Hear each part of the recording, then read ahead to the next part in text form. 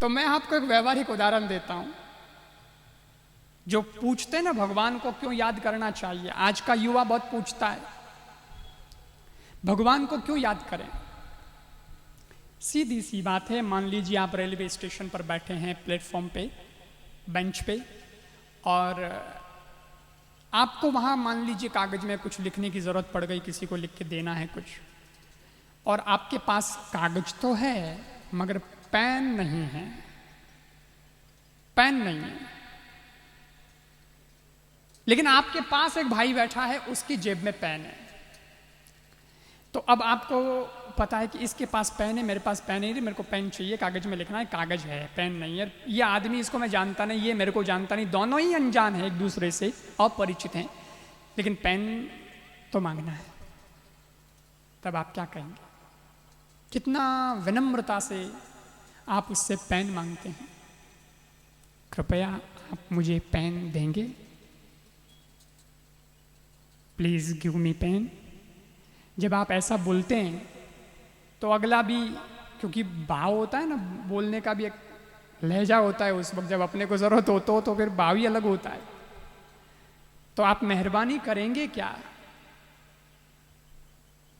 तो वो आदमी भी सोचता है कि हाँ भाई ठीक है, दे दो ना, अच्छा ही लग रहा है शक्ल से, तो आदमी ले भाई ये पेन। वो पेन दे देता है।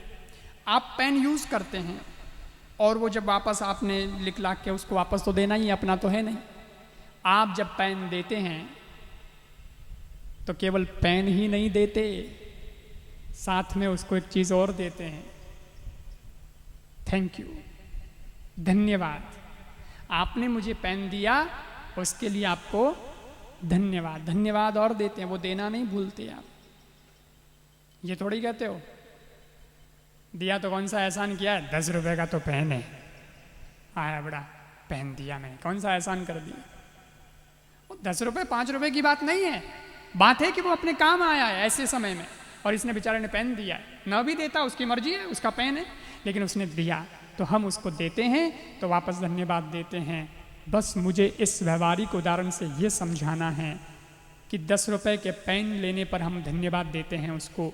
भगवान ने तो हमें ये अनमोल जीवन दिया है और बिल्कुल फ्री में दिया है, तो हमारा फर्ज नहीं बनता कि हम उसको भी धन्यवाद कहें।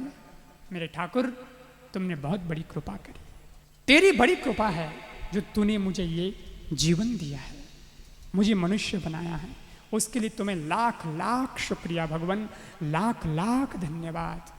बस ये जितनी पूजा होती है, जितनी प्रार्थना होती है, जितना भगवान का नाम लिया जाता है, ये उसको धन्यवाद देने का ही एक तरीका है। इसलिए यूथ को कहता हूं, तुम भले किसी और चक्कर में मत पड़ना, कोई बात नहीं, लेकिन नए तरीके से कम भगवान को याद करना, और ये सोचना कि मैं कोई ऑर्थोडॉक्स नहीं हूं, मैं तो मेरे ठाकुर को धन्यवाद दे रहा हूं। समझ रहे हो ना आप कि भगवान को भजन, भगवान का भजन कीर्तन क्यों करना चाहिए? लोग बोलते हैं अरे बूढ़े पोंगा पंडितों की बात है, लगा रखा है, ये करो वो करो, माला फेरो वो करो। ये ऐसे ही नहीं है, उसका बहुत बड़ा रीजन है। भगवान ने हमको जीवन दिया, उसके बदले में हम भगवान से वापस कुछ हिसाब तो नहीं कर सकते कि ये लो पैसा दिया है तो कौन सी बड़ी बात है।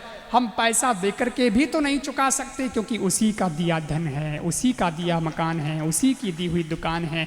हमारे पास तो धन्यवाद का एक प्यारा सा शब्द है, हे भगवान ये है कि मैं तुम्हें धन्यवाद देता हूं, बस।